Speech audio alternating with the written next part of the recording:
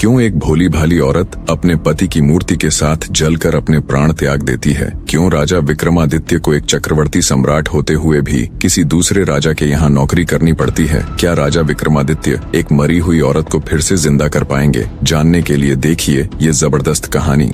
एक ब्राह्मण अपनी पत्नी के साथ उज्जैन नगर में रहता था। ब्राह्मण की पत्नी सुशीला बड़ी पतिव्रता स्त्री थी। ब्राह्मण कहने के लिए तो राजा के यहाँ नौकर था, परंतु राजा विक्रम ब्राह्मण से कोई कार्य नहीं करवाते थे। बस हर माह घर बैठे उस ब्राह्मण की तनख्वाह भेज दिया करते थे। ब्राह्मण को राजा की तनख्वाह खाते खाते जब काफी अरसा हो गया तो एक दिन वह अपनी पत्नी से बोला, भाग्यवान, राजा का धन खाते खाते काफी लंबा समय हो गया, किंतु राजा ने बदले में मुझसे कोई काम नहीं लिया। इस भार से मैं कैसे कर्ज मुक्त हो सकूंगा? अंततः पत्नी से विचार कर वह राजा के पास पहुंचा और बोला, राजन, आपकी रकम खाते खाते मुझे काफी समय हो गया, लेकिन आपने मुझसे कोई काम नहीं लिया। इस प्रकार मैं कैसे कर्ज मुक्त हो सकूंगा? मेरी इच्छा है कि आप मुझसे कोई काम लें ताकि मैं आपके ऋण से मुक्त हो जाऊं। ब्राह्मण की बात सुनकर राजा बोला, हे ब्राह्मण, मेरी प्रतिज्ञा है कि मैं किसी ब्राह्मण से काम नहीं लेता, पर फिर भी आपकी यही इच्छा है तो मेरे कहने से गंगा स्नान कराओ और एक कलश गंगा जल मेरे लिए भी लेते आना। यही है आपका कार्य। राजा के वचन सुनकर ब्राह्मण अत्यंत प्रसन्न होकर अपने घर आया और सारा हाल अपनी पत्नी से कह सुनाया। वह बोली,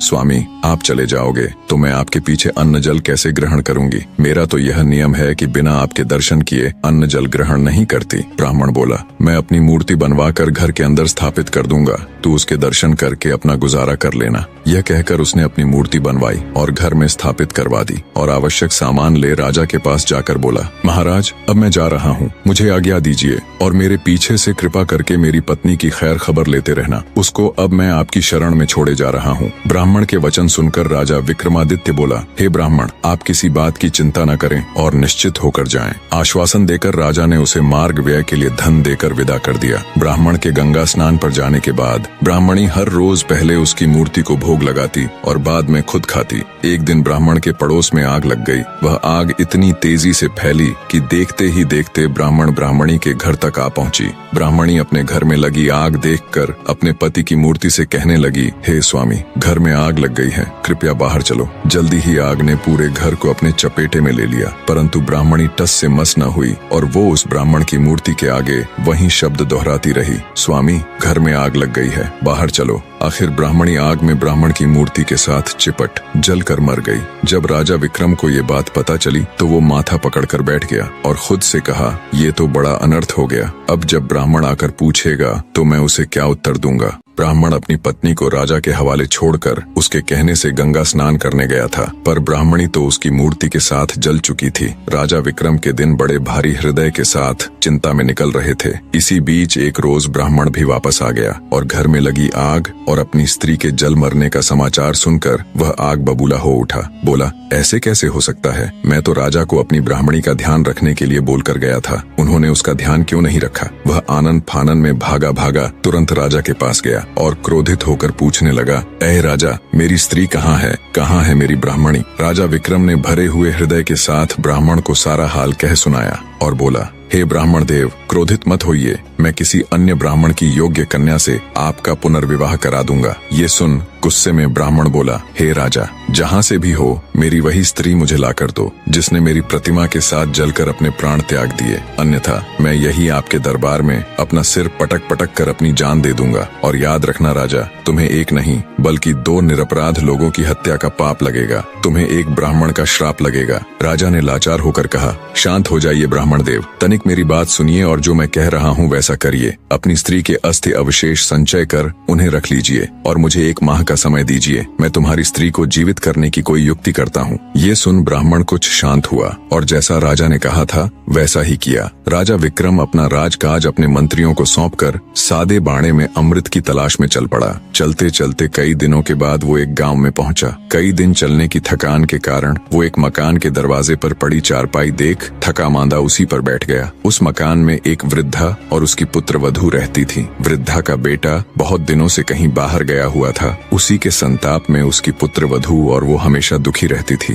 थोड़ी देर बाद जब वृद्धा की पुत्र वधू बाहर आई और उसने राजा को वहाँ बैठा देखा तो मन में सोचने लगी, हो न हो यही मेरा पति है। इसकी सूरत और उम्र दोनों मेरे बहुत दिनों से बाहर गए पति से मेल खाती हैं। यह बात मन में विचार करके वह भीतर गई और अपनी सास से कहने लगी, माँ जी, मुझको ऐसा प्रतीत हो रहा है कि आपका बेटा लौट आया है और बाहर द्वार पर बैठा है। बहू की बात सुनकर बुढ़िया खुश हो दौड़कर दरवाजे पर आई। जब उसने राजा विक्रम को देखा तो उसे भी वो बिल्कुल उसके बेटे की तरह जान पड़ा। वृद्धा बोली, बेटा तू बाहर क्यों बैठा है? चल अंदर चल। कहाँ था तू इतने दिनों से? देख, तेरी याद में तड़प तड़प कर मेरी यह दुर्दशा हो गई और तूने एक बार भी मेरी सुध नहीं ली। वृद्धा की बात सुनकर राजा विक्रम हड़बड़ाया और सोचने लगा, हे ईश्वर, ये क्या नई बला मेरे सिर आन पड़ी। वह वृद्धा से बोला, माँ, मैं तेरा बेटा नहीं हूँ, पर तू अपने बेटे का हाल बता। मैं तुझे तेरे पुत्र से मिलाने की कोशिश जरूर करूंगा।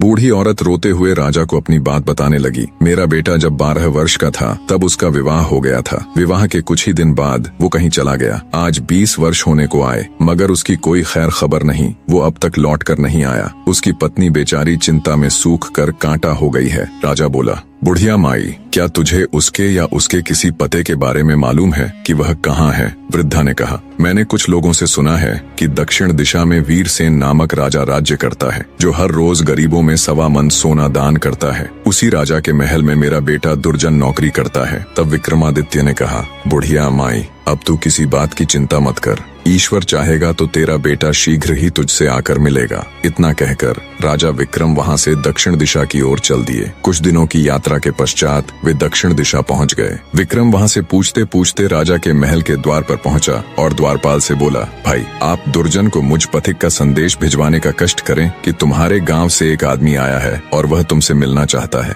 द्वारपाल ने भीतर जाकर दुर्जन को विक्रम का संदेश दे दिया, जिसे सुनकर वह द्वार पर आया और विक्रम को अपने गांव का निवासी समझकर उसे अपने डेरे पर ले गया। विक्रमादित्य ने कहा, भाई, तुमको ऐसा नहीं करना चाहिए था। जब से तुम आए हो तब से घर की सूरत तक नहीं देखी। तुम्हारे घर तुम्हारी माता और पत्नी रो रो कर दिन बिताती हैं। तुम्हारे लिए उचित यही है कि जैसे भी बने शीघ्र ही उनकी सुध लो। दुर्जन बोला, भाई, मैं क्या करूं? विवश हूं। न तो महाराज मुझे छुट्टी देते हैं, न इस्तीफा लेते हैं। फिर भला मैं किस प्रकार जा सकता हूं? विक्रम बोला, इसकी तुम चिंता न करो, तुम्हारे बदले में मैं नौकरी कर लूंगा। अब दुर्जन ने राजा से कहा, महाराज, मेरा भाई गांव से आया है। वह मेरे बदले आपके यहाँ नौकरी करेगा। आप कृपा कर मुझे कुछ दिनों के लिए छुट्टी दे दें, क्योंकि मेरी माँ व पत्नी मेरे लिए बहुत व्याकुल हैं। राजा वीरसेन बोला, अच्छा, अपने भाई को नौकरी पर छोड़कर तुम 1 महीने के लिए अपने घर हो आओ। यह सुनकर दुर्जन ने विक्रम को नौकरी पर छोड़ा और स्वयं राजा से विदा लेकर अपने घर को चल दिया और विक्रम उसके बदले नौकरी करने लगा। खुद एक राजा होते हुए भी बड़े हृदय वाले राजा विक्रमादित्य दूसरों के दुख दूर करने के लिए राजा वीरसेन के यहाँ नौकरी करने लगे। राजा वीरसेन का नियम था कि हर रोज वो आधी रात को शहर से बाहर एक देवी के मंदिर में जाता। देवी उसे पकड़कर तेल के खौलते कड़ाह में डाल देती। जब राजा उसमें भुन जाता तब वह उसे निकाल कर खा जाती। तत्पश्चात उसकी हड्डियों को इकट्ठा करती, फिर उन पर अमृत छिड़क देती। इस प्रकार राजा पुनः जीवित हो जाता। बाद में देवी अक्षय झांझर हिलाकर 1.25 मन सोना राजा को देती, जिसे लेकर राजा वीरसेन चुपचाप महल लौट आता और प्रातःकाल वही सोना ब्राह्मणों को दान कर देता। एक दिन राजा विक्रम ने अपने मन में विचार किया कि राजा के पास इतना सोना कहाँ से आता है और हर रोज आधी रात को वो कहाँ जाता है। इसका भेद अवश्य जानना चाहिए। दूसरे दिन आधी रात के समय जब वीरसेन ने देवी के मंदिर के लिए प्रस्थान किया तो राजा विक्रम भी उसके पीछे पीछे चल पड़ा। मंदिर में एक तरफ छिपकर उसने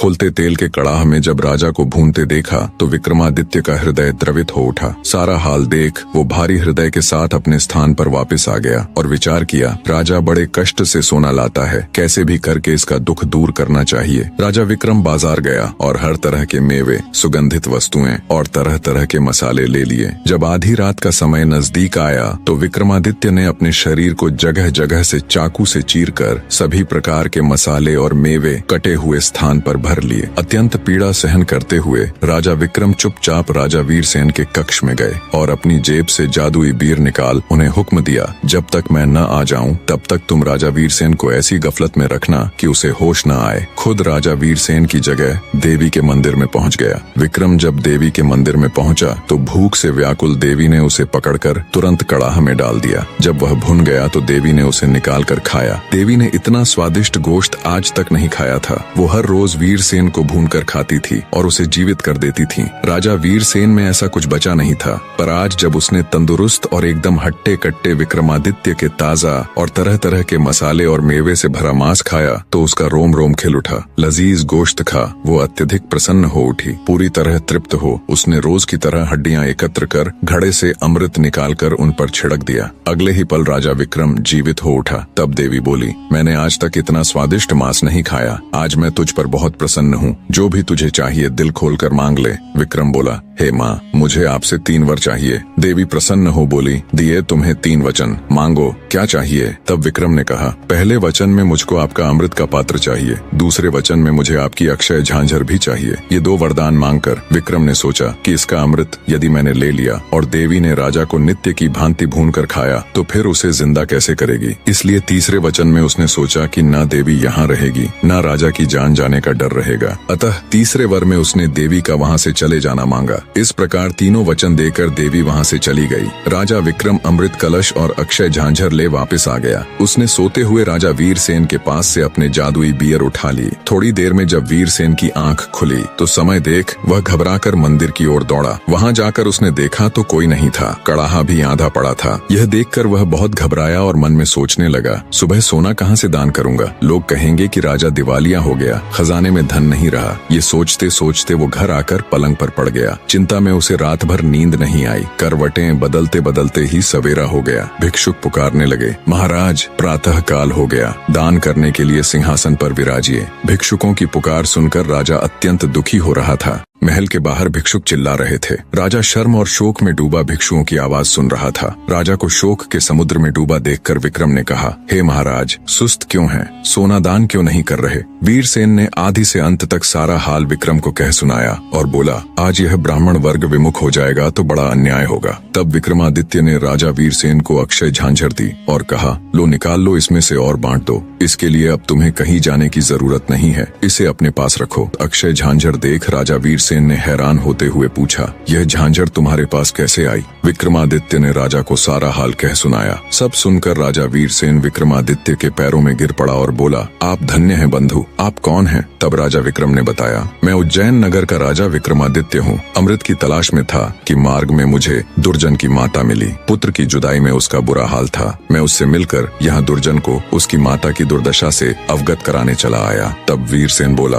आप धन्य हैं राजन, जैसा आपके बारे में मैंने सुना था वैसा ही आपको पाया। वो झांझर वीरसेन को दे उनसे विदाई ले राजा विक्रम अपने राज्य की तरफ चल पड़ा। महीना पूरा होने को आया था। वायदे के मुताबिक तय समय में राजा विक्रमादित्य उज्जैन नगरी में पहुंच गए। उन्होंने ब्राह्मण को बुलाकर उसकी पत्नी की अस्थियां मंगवा ली। राजा ने ज्यों ही उनके ऊपर अमृत छिड़का त्यों ही ब्राह्मणी उठ खड़ी हुई। ब्राह्मण ने खुशी से छलकते आंसुओं के साथ राजा विक्रमादित्य के पैरों में गिरकर उनका धन्यवाद किया और अपने बुरे व्यवहार के लिए उनसे क्षमा मांगी। राजा विक्रमादित्य केवल एक महान योद्धा या शासक नहीं थे, बल्कि उन्होंने दूसरों के दुखों को दूर करने के लिए अपने जीवन को जोखिम में डालने से भी परहेज नहीं किया। उनकी अमृत की तलाश, एक ब्राह्मण के दुखी परिवार को जोड़ने का संकल्प और राजा वीरसेन की समस्या को हल करने के लिए अपनी अद्वितीय योजनाएं यह दर्शाती हैं कि एक सच्चा राजा केवल अपनी प्रजा का भला सोचता है। निष्कर्ष, जब हम अंदर से किसी का भला सोचकर किसी कार्य के लिए प्रयास करते हैं तो वो चाहे कितना ही कठिन क्यों न हो, वो मालिक, वो प्रभु हमारे लिए नए नए रास्ते खोल ही देता है। कहानी अंत तक देखने के लिए आप सबका तहे दिल से धन्यवाद।